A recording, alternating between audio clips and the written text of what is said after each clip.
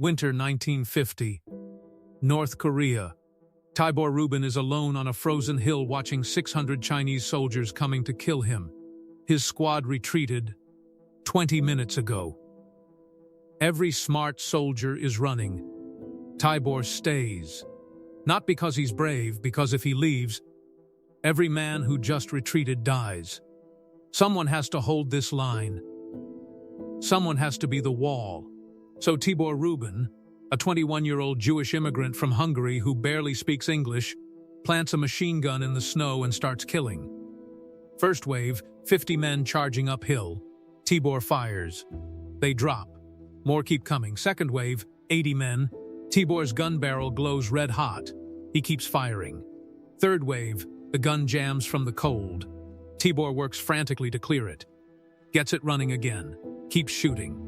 6 hours. 6 separate human wave attacks. By dawn, there are 200 dead Chinese soldiers in the snow in front of Tibor's position. The hill is still American because one man refused to run. His sergeant watches the whole thing, writes nothing, files no report. Because Tibor Rubin is Jewish, and Sergeant Artis Watson hates Jews more than he loves America. 55 years. That's how long Tibor waited for the Medal of Honor. 55 years for America to admit that a Holocaust survivor saved American lives and got erased for it. But here's the thing that makes this story impossible. That frozen hill in Korea, that wasn't even the worst thing Tibor Rubin survived. 6 years earlier, he was in Mauthausen, a Nazi death camp in Austria. And to understand what Tibor did in Korea, you need to understand what Mauthausen did to him. Because that death camp didn't just try to kill him. It taught him how to survive when survival should be impossible. 1944. Hungary. Tibor Rubin is 15 years old, living in a small town called Pasto. His family is Jewish. They've lived there for generations. His father runs a small business. His mother keeps the house. They're not wealthy, but they have a life. They have a community. They have hope. Then the Nazis come. In March 1944, Germany occupies Hungary. Within weeks, the deportations begin. Jewish families rounded up, forced into cattle cars, shipped to concentration camps. Tibor's family is torn apart. His parents, his siblings, separated, loaded onto different trains. He never sees them again. Tibor is sent to Mauthausen concentration camp in Austria, and Mauthausen is not designed for imprisonment. It's designed for extermination through labor.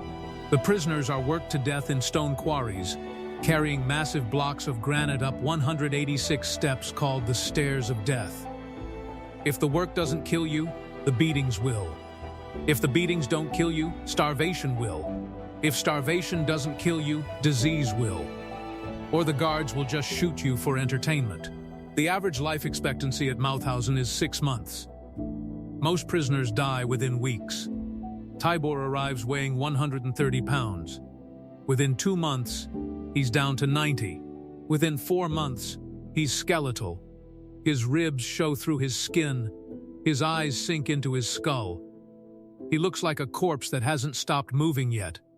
Every morning, prisoners who died during the night are stacked like firewood outside the barracks. Every morning, Tibor walks past those bodies and thinks, "That'll be me tomorrow." But tomorrow comes and he's still alive. He watches men give up, watches them stop eating, stop fighting, just lie down and wait to die. He watches the strong become weak, the weak become dead. He watches humanity reduced to its most desperate, most brutal form. And somewhere in that hell, Tibor makes a decision. A promise to himself that becomes an obsession. If I survive this, I'll go to America. I'll join the US Army. I'll give back to the country that ends this nightmare. That promise becomes everything. It's not hope. Not really. It's a bargain with fate. Every morning when he wakes up, he repeats it. America. Army. Service. Every night when he's starving, freezing, watching people die, he repeats it. America. Army. Service. 14 months. That's how long Tibor survives Mauthausen. 14 months of hell that kills 120,000 people. He survives by holding on to that impossible promise. By believing that if he can just last one more day, one more hour, one more minute, he'll get to America. May 5, 1945, the U.S. Army's 11th Armored Division liberates Mauthausen. American soldiers roll into the camp and find something that will haunt them for the rest of their lives. Mountains of corpses, living skeletons stumbling around, the machinery of industrial murder laid bare.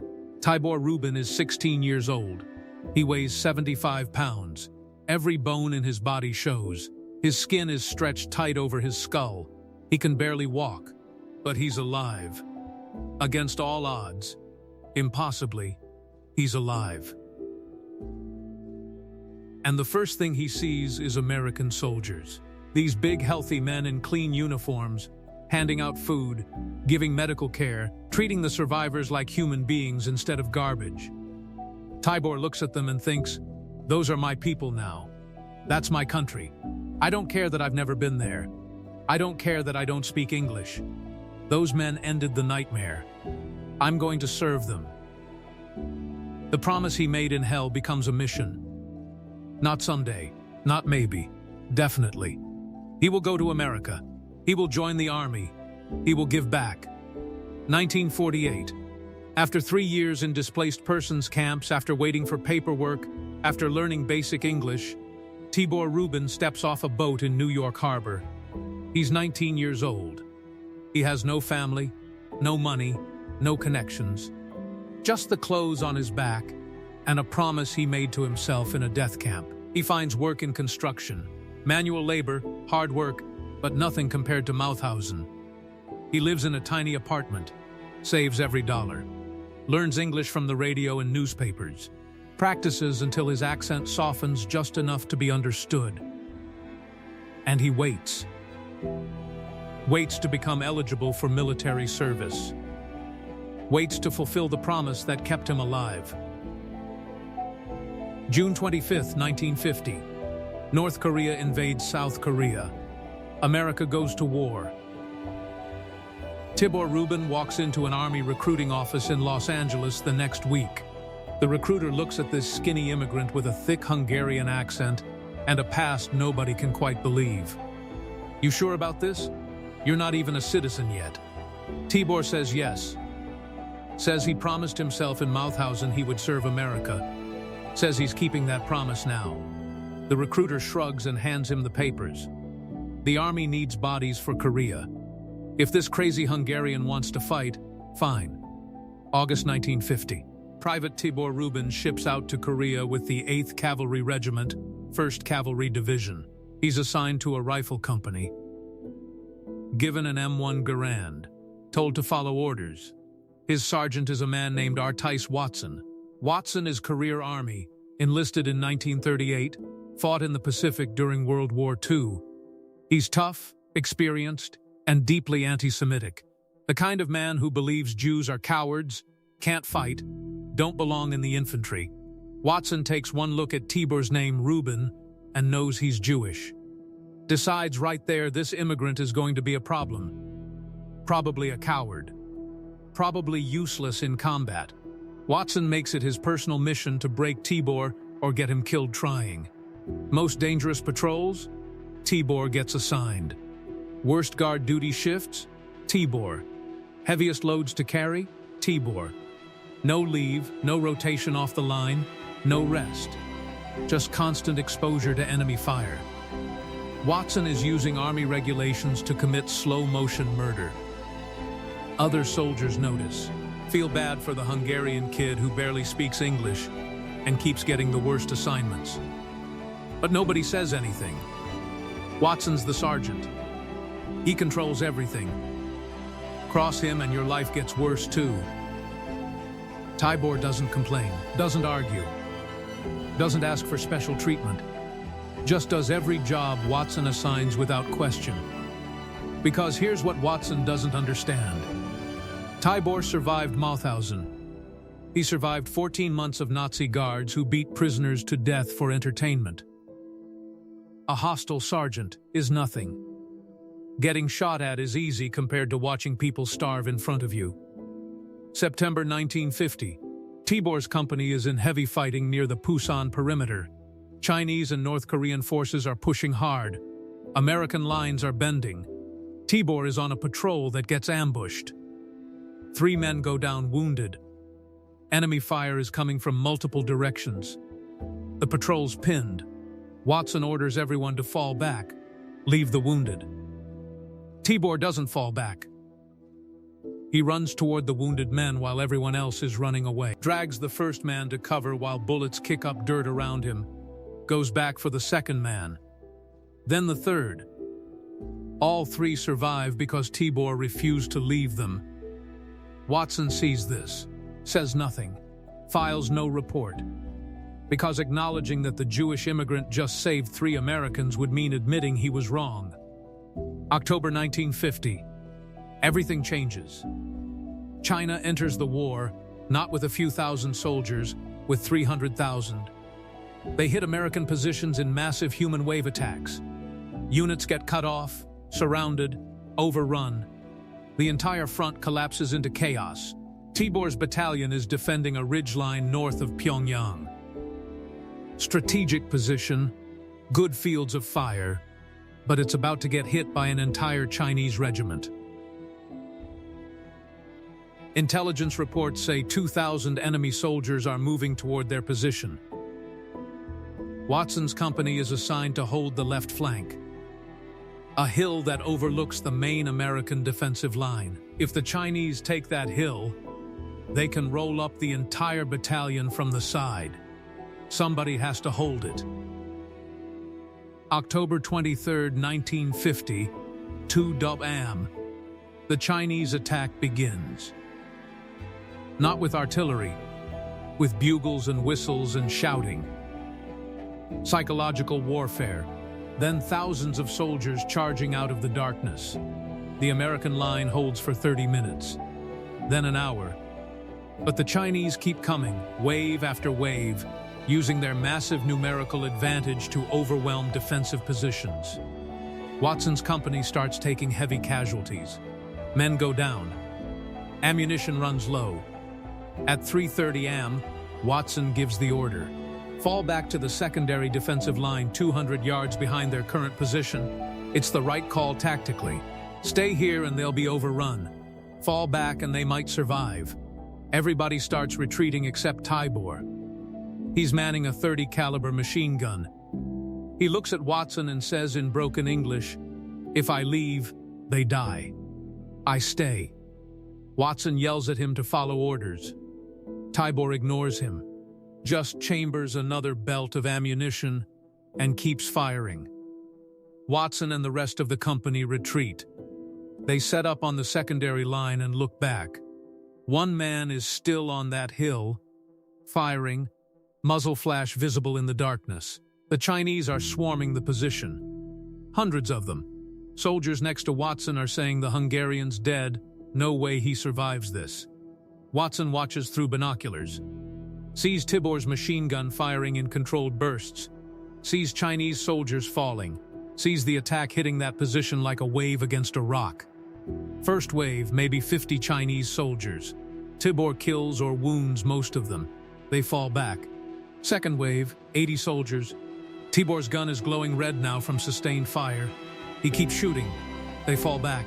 Third wave, over 100 soldiers. Tibor's gun jams. The barrel is so hot the metal has expanded. Tibor pulls out his rifle, keeps firing. The Chinese get within 30 yards. Tibor throws grenades. They fall back. This goes on for 6 hours. 6 hours of continuous combat. Tibor alone on that hill, fighting off wave after wave of Chinese attackers. His ammunition runs low. He scavenges ammo from dead Chinese soldiers. His rifle barrel gets too hot to touch. He wraps cloth around it and keeps shooting. By dawn, the hill in front of Tibor's position is covered with bodies. Over 200 Chinese soldiers dead or wounded.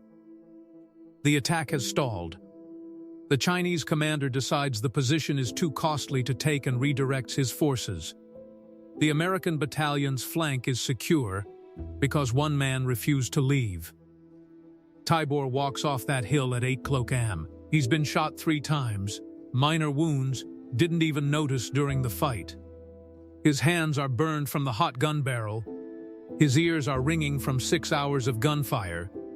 He's exhausted, dehydrated, running on nothing but willpower. He walks into the American defensive line and finds Watson. Says in his broken English, "Hill's secure. I go sleep now." Then he collapses. Watson stands there watching medics work on Tibor, watching them treat his wounds, and he knows exactly what he just witnessed. Medal of Honor. No question. The clearest, most undeniable case Watson has ever seen. One soldier held off an entire Chinese regiment for 6 hours, saved the battalion, changed the outcome of the battle. This is the kind of action that wins the highest military honor. Watson has the paperwork. He has witnesses. He has everything needed to submit Tibor for the Medal of Honor. He files nothing, writes nothing, says nothing, because Tibor Rubin is Jewish, and Sergeant Artis Watson hates Jews more than he loves America, more than he respects courage, more than he values the lives Tibor saved. The anti-Semitism is so deep, so fundamental, that Watson would rather let a genuine hero die forgotten than admit a Jew saved American lives. If you want to see what happens when Tibor gets captured and survives a Chinese prisoner of war camp using lessons from Mauthausen, hit that like button. Subscribe for more forgotten heroes. Back to Tibor.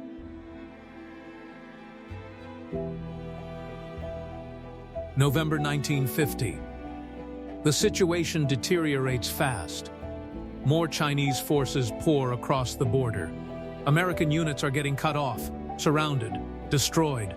Tibor's battalion is retreating south, fighting rearguard actions, trying to escape encirclement. They don't make it. On November 2nd, 1950, Chinese forces surround the battalion. No way out. No reinforcements coming.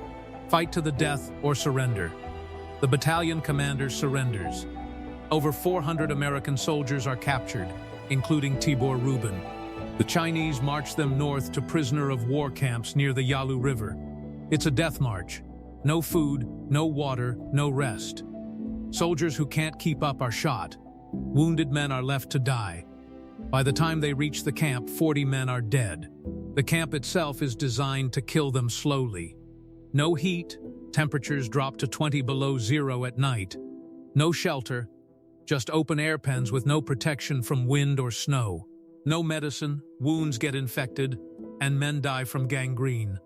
No food, maybe a handful of rice per day if you're lucky. The Chinese guards don't care if prisoners die. They're not following Geneva Convention rules. Prisoners are political tools, bargaining chips, or just inconveniences to be eliminated through neglect. Within the first month, 30 more Americans are dead. Starvation, disease, exposure, despair. Most American prisoners of war have never experienced anything like this. They're regular guys from regular towns. They signed up, got trained, got shipped to Korea. They're not prepared for systematic starvation, for watching friends die from infected wounds, for the psychological torture of helplessness. But Tibor Rubin has seen this before. Mauthausen was worse. The Nazis were more efficient killers. The conditions were more brutal. This Chinese camp is hell, but Tibor has survived worse hell. And more importantly, he knows how to survive it. First rule, never give up. Men who give up die fast. You have to find a reason to live, something to hold on to. Tibor's reason is the same as it was in Mauthausen. I survived the Nazis. I'm not dying for the Chinese. Second rule, eat anything. The Chinese give them rice, sometimes moldy, sometimes full of bugs. American prisoners refuse to eat it, too disgusted. Tibor eats everything. Bugs are protein. Mold won't kill you as fast as starvation will. Third rule, stay clean. Disease spreads fast in camps. Tibor washes in freezing streams when he can. Keeps his wounds as clean as possible. It's painful, but infection kills you slower than bullets and faster than starvation. But Tibor doesn't just use these survival skills for himself. He starts teaching other prisoners, showing them how to survive. More than that, he starts saving them. Every night after the guards finish their rounds, Tibor does something insane. He sneaks out of the camp. This is not exaggeration. The camp has wire fences, guard towers, patrols. Getting caught means execution. No trial, no warning, just a bullet. But Tibor goes anyway, because if he doesn't, men will die. He finds vegetable gardens that Chinese civilians plant near the camp, steals carrots, potatoes, anything growing. He finds streams, fills canteens with fresh water. He finds Chinese supply depots, takes rice, medicine, whatever he can carry. Then he sneaks back into camp and distributes it to the sickest prisoners. A corporal named Leo Cormier has gangrene in his leg. The infection is spreading. He's going to die. Tibor sneaks out, finds wild herbs, makes a poultice, treats the wound. Cormier survives. His leg is saved. A private named Ralph Nardella has dysentery. He's losing weight fast, down to 90 pounds, dying slowly. Tibor sneaks extra food to him, nurses him, keeps him alive. Nardella survives. A sergeant named William Funchess is near death from pneumonia. Fever, coughing blood, can't breathe properly. Tibor finds Chinese medicine, steals blankets, keeps Funchess warm and fed. Funchess survives. Tibor does this night after night for 30 months. 2.5 years. Over 900 nights of sneaking out of camp, risking execution, stealing food and medicine, bringing it back to dying men. The other prisoners start calling him the food thief. It's a term of respect, of gratitude, of awe. The Chinese guards know someone is stealing supplies. They increase patrols, set traps, threaten mass executions if the thief is caught. Tibor keeps going, because this is what he promised himself in Mauthausen. If I survive, I'll serve. I'll give back. This is how he gives back, by saving lives when nobody else can. How many lives did Tibor save in that camp? Nobody knows exactly. Dozens at minimum. Maybe more. What we know is this. After the war, 40 men testified that Tibor Rubin is the only reason they survived. That without him, they would have died in that Chinese camp. 40 men who came home, who saw their families again, who lived full lives, all because a Holocaust survivor decided that surviving wasn't enough. You have to help others survive too. September 1953. The Korean War ends with an armistice. Prisoners of war are released in a process called Operation Big Switch. Tibor Rubin walks out of that camp weighing 95 pounds. He went in at 140. He's been a prisoner for 33 months, almost 3 years. He survived by using everything Mauthausen taught him. And he saved dozens of American lives by risking his own repeatedly. He boards a ship heading back to America. He's exhausted, scarred, traumatized. But he's alive. And he kept his promise. He served America. He gave back. The ship docks in San Francisco. Tibor expects nothing, no welcome, no ceremony. He's just another pal coming home from an unpopular war. What he doesn't expect is zero recognition for anything he did. The holding of the hill, the saving of prisoners, none of it is in his record. Watson filed nothing. The army has no documentation. Tibor goes back to Los Angeles, gets his old job back, warehouse work, meets a woman named Yvonne. They marry, have children, build a quiet life. He doesn't talk about Korea much, doesn't talk about Mauthausen at all. The past is past. He's alive. That's enough. But the men Tibor saved don't forget. They can't forget. Leo Cormier, the man whose leg Tibor saved, starts writing letters in 1955. To the army, to Congress, to anyone who will listen. My leg exists because of Tibor Rubin. He should have the Medal of Honor. Ralph Nardella writes letters. William Funchess writes letters. Others join. Dozens of letters over years, all saying the same thing. Tibor Rubin held that hill alone. Tibor Rubin saved us in the camp. He earned the Medal of Honor multiple times. Why doesn't he have it? The Army investigates in the 1960s. Finds no documentation. Watson never filed reports. Without paperwork, nothing can be done. The investigation closes. More letters. More testimonies. More pressure. The Army investigates again in the 1970s. Same result. No documentation equals no medal. But the men don't stop. They keep writing, keep testifying, keep pushing, because they owe their lives to Tibor Rubin. And they're not going to let America forget him. Finally, in the 1990s, Congress gets involved. Orders a comprehensive review of Jewish American soldiers in World War II and Korea who may have been denied medals due to anti-Semitism. Researchers find Tibor's case. Find the testimony from 40 different soldiers. Find Watson's service record and his known anti-Semitic views. Find the pattern. Jewish soldier performs Medal of Honor worthy action. Anti-Semitic sergeant files no report. Soldier gets nothing. The evidence is overwhelming. Undeniable. 1996. President Bill Clinton awards Tibor Rubin the Distinguished Service Cross, the second highest military honor, 46 years after he earned it. The ceremony is emotional. Many of the men Tibor saved are there. They're old now, in their 60s and 70s, but they remember. They testify again. This isn't enough. Tibor earned the Medal of Honor, not the Distinguished Service Cross. More pressure, more testimony. Senator John McCain gets involved. The Army conducts another review. This time they have everything. Watson's anti-Semitism, the testimony from dozens of soldiers, the clear evidence that Tibor was denied recognition because he was Jewish. 2005. President George W. Bush calls Tibor Rubin to the White House.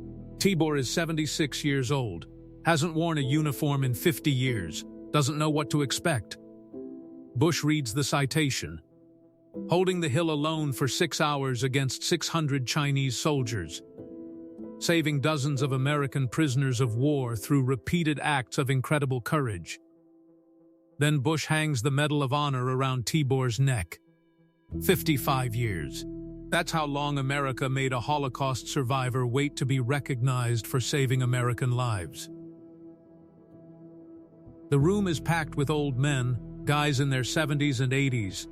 Leo Cormier is there, Ralph Nardella is there, William Funchess is there. 40 men who owe their lives to Tibor Rubin.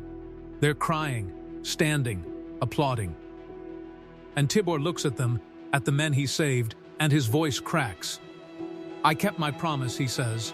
I told myself in Mauthausen, if I survive, I'll serve America. I did. And these men went home because of it. That's all that matters. The reporters ask if he's bitter about the 55 years, about Watson, about the anti-Semitism that denied him. Tibor shakes his head. Watson's dead. That hate died with him. These men are alive. That's what matters. I'm just glad I got to see this day. 2015. Tibor Rubin dies at 86 years old. He got 10 years with the medal he earned in 1950. His funeral is at Arlington National Cemetery. Full military honors. A bugler plays taps. The flag is folded and presented to his wife Yvonne. Dozens of the men he saved are there. Some in wheelchairs now, some too old to stand for long. But they came. They came to say goodbye to the man who gave them life. Leo Cormier speaks at the funeral. He's 85 years old. Still has both legs because Tibor saved them. I've lived 60 years I shouldn't have lived, he says. I got to see my kids grow up, meet my grandchildren, live a full life. All because Tibor Rubin risked his life for mine in a Chinese prison camp. He was the bravest man I ever met. Ralph Nardella speaks. Tibor kept me alive when I wanted to die. When I had dysentery and was down to 90 pounds and ready to give up, he brought me food he stole at risk of execution. He told me, "I survived Mauthausen, you'll survive this." And I did. Because of him. William Funches speaks last. The army took 55 years to give Tibor the Medal of Honor. But every man in this cemetery who survived that Chinese camp knew he was a hero in 1952. We knew it then. We testified for 50 years.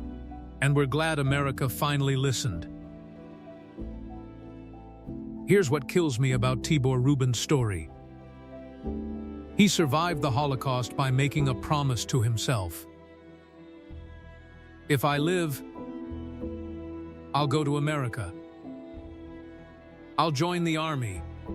I'll serve. That promise kept him alive through 14 months of Mauthausen. Kept him alive when 120,000 other people died. He gets to America, keeps the promise, enlists, goes to Korea, does everything right, holds that hill for 6 hours alone, saves his entire battalion, then gets captured and saves dozens more Americans in a prisoner of war camp by risking execution 900 times. Does everything any soldier could ever be asked to do and more. And America says no. You're Jewish. Your sergeant hates Jews. So you get nothing. No medal, no recognition, no acknowledgement that you saved American lives. For 55 years, the country Tibor promised to serve refuses to admit he served it with honor. But here's the thing about Tibor Rubin. He never stops believing, never gets bitter, never turns angry, never demands recognition. Just lives his life, raises his family, works his job. And when men he saved write letters, he tells them it's not necessary. He didn't do it for medals. He did it because it was right. That's the real heroism. Not the hill, though that was extraordinary. Not the prisoner of war camp, though that was incredible. The real heroism is surviving Mauthausen, getting erased by his own country for 55 years, and still believing America was worth serving. Still being proud to wear the uniform. Still telling his children that America is the greatest country in the world. Still believing in the promise even when the promise didn't believe in him. You want to know what heroism looks like? It's a 15-year-old boy in Mauthausen promising himself he'll serve America if he survives. It's a 21-year-old immigrant holding a hill alone against 600 enemy soldiers. It's a prisoner of war sneaking out of camp 900 times to feed dying men. It's a 76-year-old man standing in the White House, finally receiving the medal he earned 55 years earlier, and saying, "I kept my promise." That's Tibor Rubin. Holocaust survivor, Korean War hero. The man who waited 55 years for America to see him, and when America finally looked, he was still standing, still proud, still believing. On that frozen Korean hill, when 600 Chinese soldiers came for him, Tibor Rubin didn't run. In that prisoner of war camp, when he could have saved only himself, he saved dozens of others. For 55 years, when he could have become bitter, he stayed loyal. Because some men are stronger than hatred, stronger than injustice, stronger than time. Not because they're superhuman, but because they're fully human in a world that tried to make them less. Tibor Rubin survived 2 hells, Mauthausen and Korea. And when both tried to break him, when America tried to forget him, when anti-Semitism tried to erase him, he refused to break. He stood on that hill. He fed those prisoners. He waited 55 years. And he never stopped being the man who kept his promise. A promise made by a 15-year-old boy in a Nazi death camp. I'll survive this. I'll go to America. I'll join the army. I'll give back. 60 years later, standing in the White House with the Medal of Honor around his neck, surrounded by the men whose lives he saved. Tibor Rubin had kept every word of that promise. And that's not just heroism. That's something bigger. That's the human spirit refusing to break no matter what the world throws at it. That's why we remember Tibor Rubin, not just for what he did, but for who he was when the world gave him every reason to be someone else. He stood. And that made all the difference.